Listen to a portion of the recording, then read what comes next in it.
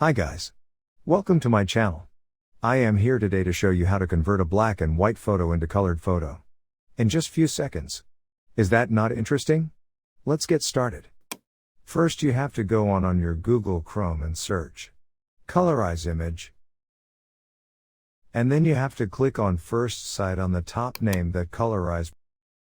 Click on Upload button. And choose the image that you want to convert into color.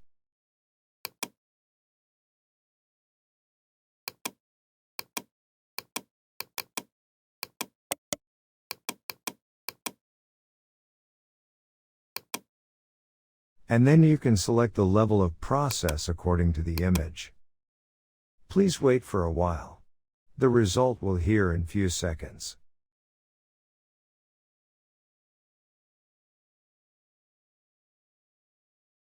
Please keep the patience.